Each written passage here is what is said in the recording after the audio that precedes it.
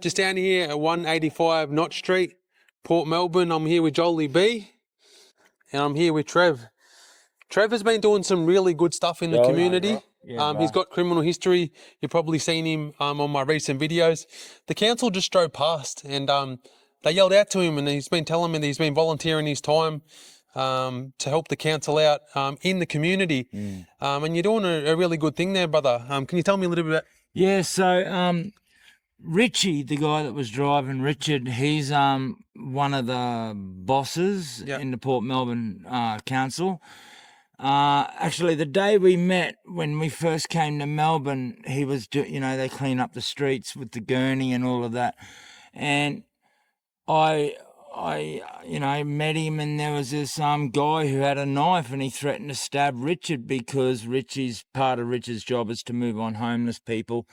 Only long enough for 15 minutes or so they can gurney outside 7-Eleven or wherever they're sleeping, and then they can put their mattresses back down. But anyway, this guy lost the plot. He was cooked, and he threatened to stab Richard, the driver that was in the ute. And I said, mate, you be going through me, and I'll put you to sleep. I don't give a fuck how big you are and how big that knife is, mate. Only weak cunts carry knives. And anyway, he eventually left. Richard and I became good mates ever since. He comes around here, cuts my yard, I collect cans sometimes, a bit of a side bit thing for a bit of extra cash. He comes around, takes me down the road with the cans, helps me out with whatever I need. I've been doing volunteer work for Port Melbourne Council now for a good almost 3 years, but only 3 days a week, and it's only for about 2 to 3 hours every day of those each 3 days. And look, no, they're a great bunch of guys. They're all, people think they're fucking undercovers because they're all in blue.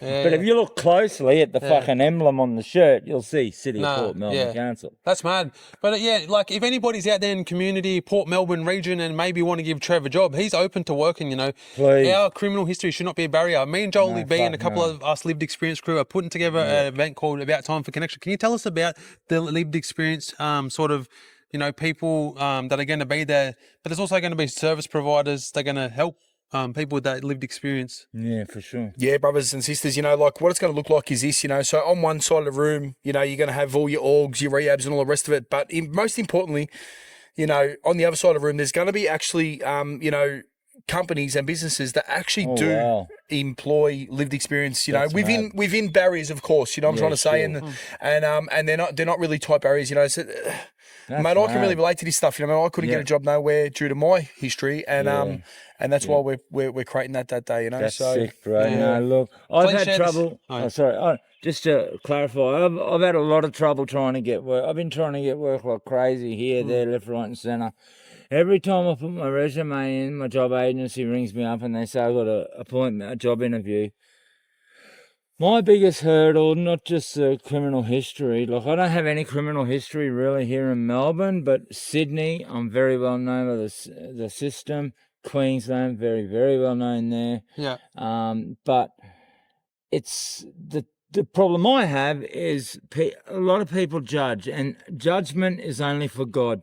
But I have no teeth. All my teeth are rotted away from the methadone. I've been clean. I've been on methadone.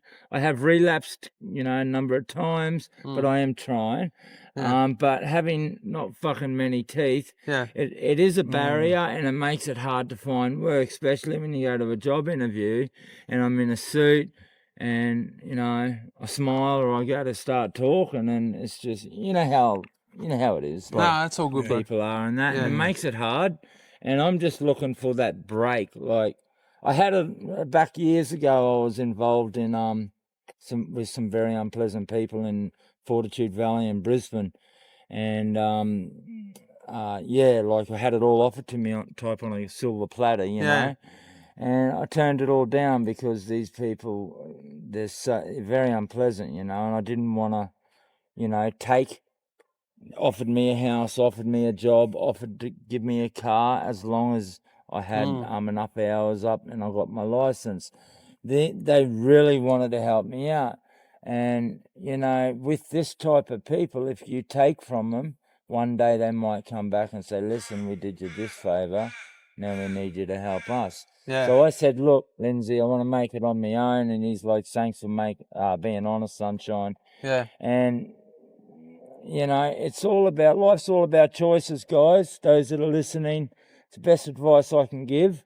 And if people are out there like Jacob here and Joely, they're out here and they're trying to help and reach as many young ones, many people as possible.